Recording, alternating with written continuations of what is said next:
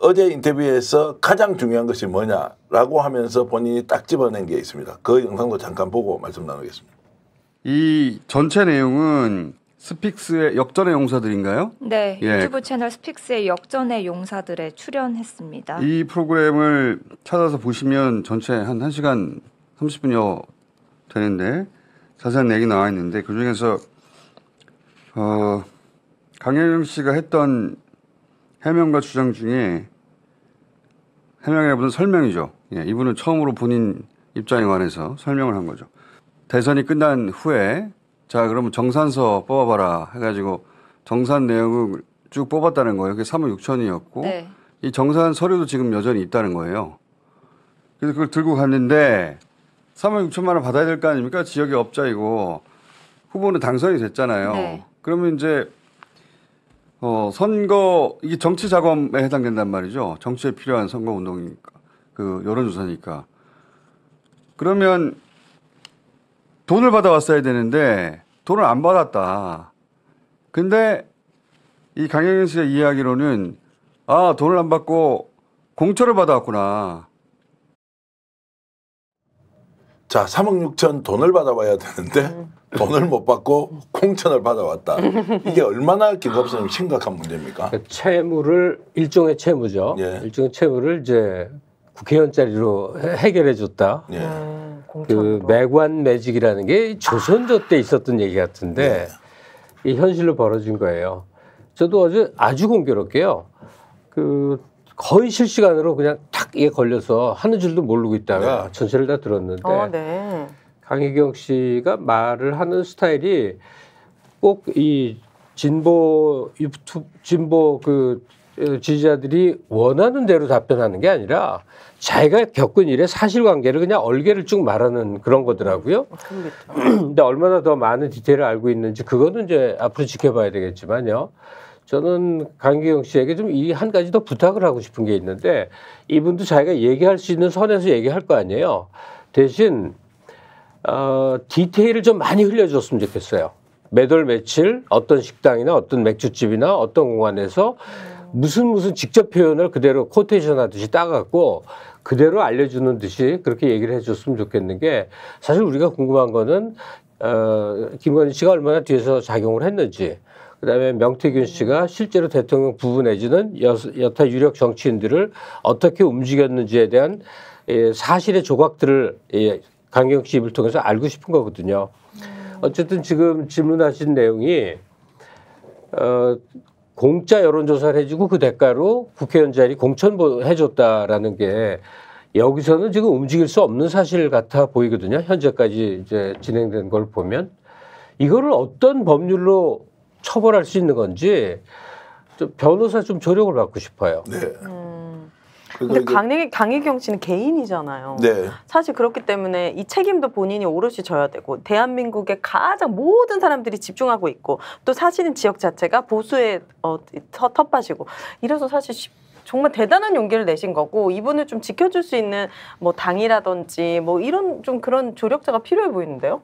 저라면 무서워서 못했을 것 같아요. 그래서 지금은 이제 특정 정당하고 손을 잡기도 부담스러운 게 혹시 또 이게 뭐 사주 프레임 이런 게 좀 있을 수 있지 않습니까? 그리고 공익 제보자로서 또 권리를 갖는 것도 현실적으로 시간적으로 굉장히 어렵고 검찰 수사는 계속 이어지는데 야 강혜경 씨가 명태균과 김영선 전 의원이 저질렀던 모든 횡령과 관련된 걸 다 덮어써라. 이거는 이제 덮어 쓸 수가 없는 거 아닙니까? 그렇죠. 그러니까 이런 무리한 부탁을 하고도 받아들일 수 있다고 착각한 김영선 전 의원, 명태균 대표도 웃기는 거 아니에요? 그렇죠. 그러니까 이제 강혜경 씨가 얘기한 게 있지 않습니까? 명태균 씨가 미래한국연구소인가요? 다른 대표에게 다 덮어씌웠다는 얘기를 하잖아요. 그러니까 사례가 있는 거예요. 명태균은 자기가 다 조정을 하고 있다고 생각을 하고 조정을 하다가 법 위반 상황이 발생하면 다른 사람을 내세워서 그 사람이 대신 처벌받게. 이제 그 사람들은 대부분 그냥 벌금형을 받았는데 지금 횡령 이런 부분 같은 경우는 벌금을 넘어서는 형태로 갈 수 있는 측면이기 때문에 강혜경 씨 입장에서도 본인이 한 일은 없잖아요. 다 시켜서 한 거 아니에요. 따지고 보면 명태균 씨가 시켜서 소위 여론조사가 벌어졌고 여론조사와 관련해서 본인이 거기에 대해서 중간에서 다리를 놓은 역할을 한 것이고 또 명태균 씨가 김영선이라는 의원이라는 사람과 만나서 그 과정에서 일을 하다가 회계 책임자를 하라고 하니까 한 거고. 그러니까 모든 지시는 명태균 또는 김영선이라는 사람이 진행을 한 건데 거기서 벌어진 위법 사항은 회계 책임자가 너니까 네가 책임지라고 얘기하면 그럼 누가 책임지겠습니까? 그럼요. 말이 안 되는 거고 또 거기다가 말씀하신 것처럼 본인이 명태균이 자 이거 좀 정산서 만들어봐. 이거 3억 6천인가요? 만들어서 가서 돈 받아올게.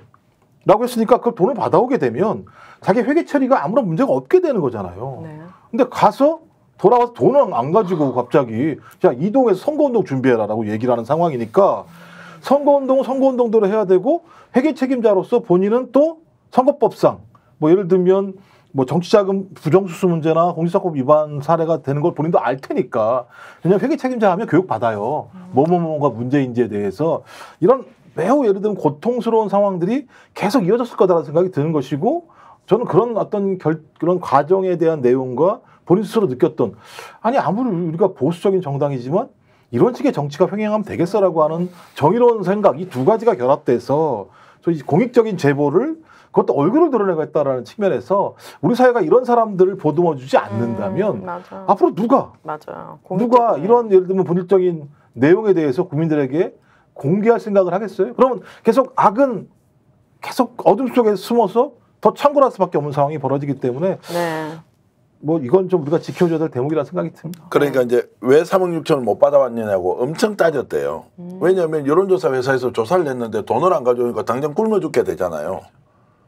그래서 따지니까 못 받아왔던 이유를 처음에는 안 준다고 했다가 그 뒤에는 우리뿐만이 아니고 다른 사람들도 다 받아가야 될 사람이 많아서 그리고 이제 대답을 일단 하지 않더라. 그리고 그 뒤에 나온 게 어창구 선거 준비하라라는 것이 이제 어제 정언의 내용이었고요. 오늘 여러 언론이 보도를 했습니다. 좀 특이한 게 있는데 일단 언론 보도 내용을 보면 오마이뉴스가 이제 이 내용을 좀 상세히 다루었습니다. 저희들이 자료 사진 준비했는데요. 오마이뉴스가 김영선 회계 책임자 폭로 대선 여론조사 대가가 김영선 공천이었다. 이제 이런 쪽으로 보도를 했고요. 그리고 이제 MBC 뉴스에서도 보도를 했습니다. 얼굴 공개하고 작심 폭로했다. 경향신문도 보도를 2차례나 했더라고요. 그리고 JTBC도 저희들이 이제 송출했던 영상을 가지고 이렇게 보도를 해서 아 그래도 우리가 열심히 노력했구나라고 했는데 김갑수 선생님 특이한 게 있습니다. 조중동이 이것을 다루지 않습니다. 네. 오히려 동아일보는 오늘 일면머리 기사로 명태균 대표와 인터뷰한 내용들은 쭉 나왔고 본인이 어느 정도 힘이 있는지를 보여준 기사는 썼는데 왜 조중동은 이 문제에 대해서 공익 제보자 성격의 폭로가 있었는데 보도하지 않는 걸까요? 그러니까 이 폭로의 휘발성을 그들도 알고 있고, 그러니까 어느 결정적 타이밍을 노리고는 있을 텐데 박근혜 탄핵 과정에서도 보면 조선일보가 참전을 처음부터 한 게 아니거든요. JTBC만 이제 막 하고 있다 어느 시점에 TV조선서부터 조선일보가 확 뛰어드는 일이 벌어지는데 계속 지금 이 보수 언론들이 보고 있는 것 같아요. 지켜보고. 예, 그래서 이 정권이 이제 진짜 본격적으로 몰락하는구나라는 시점에 되면 그때 그러니까 8월 16일부터 독립운동하는 거 있다고 그러잖아요. 예. 친일파들이 그런 식으로 아마 계속 기회 엿보고 있는 걸 텐데 이미 보수 언론들도 개별 논설위원 선상에서는 이제 이거 안 되겠구나 하고 돌아선 흔적들이 많죠. 예. 그래서 강혜경 씨까지 자기들이 이제 실어서 본격적으로 보도하기 시작하면 이게 뚝이 무너지겠구나 이런 걱정을 하고 있는 거 아닐까요? 근데 이 정도 내용 같으면 구체적인 녹취도 이미 나왔고 뉴스토마토를 통해서 당사자가 출연해서 여러 이야기를 또 더 합니다.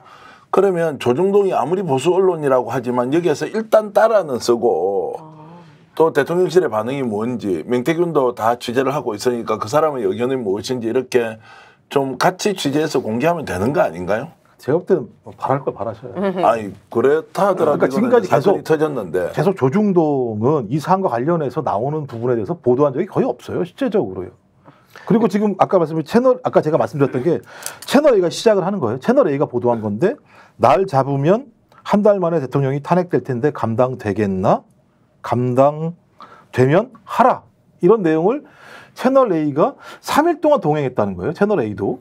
근데 이 기사를 이 제목에 구체적인 내용도 없어요. 그냥 요거만 해서 나와 있는 내용이고 대통령실의 가장 일관된 입장은 뭐냐면 입장이 없다는 게 입장이잖아요. 네. 이 정도 상황이면 조중동 같은 경우도 마찬가지입니다만 이 부분과 관련해서 뉴미디어의 보도를 받을 생각이 없다. 네. 자기들의 독자적인 보도를 통해서 이 부분을 다뤄나갈 생각이 있는 것이고 매우 좋은 소스인 거죠. 그러니까 대통령실을 자기들이 핸들링할 수도 있고 이 내용을 가지고 그다음에 뉴미디어가 오는 내용들을 본인이 수용하지 않음으로써 자기 독자적인 취재를 하는 방식으로 갈 수도 있다는 생각이 들기 때문에 과거 박근혜 탄핵할 때만 하더라도 조선일보가 엄청나게 준비했다가 JTBC한테 갑자기 확 당해가지고 JTBC의 태블릿 PC 문제로 넘어갔던 사례들이 분명히 있기 때문에 저는 조중동 내부에서도 엄청나게 데스크 차원에서 고민을 할 거라는 생각이 들고 근데 네.